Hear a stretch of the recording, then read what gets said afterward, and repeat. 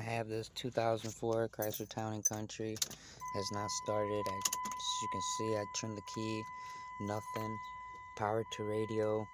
I have my power to my AC system unit, heater unit.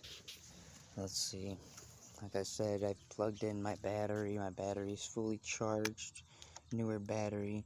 Cleaned out the cables.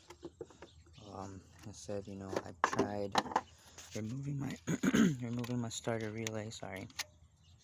I tried hooking 37 to 80, or sorry, 30 to 87, and all that was working fine. It did kick over my starter, I believe, and I'm not sure. Other people have said remove this right here and it would start. I removed it, tried to start it, nothing.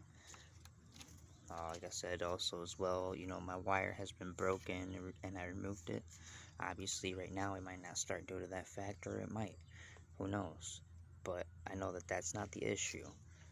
If anybody has any similar issues, please let me know. Thank you. So again, it's 2004 Chrysler Town and Country, pretty decent shape. Please just let me know if you have any comments on this issue. Thank you.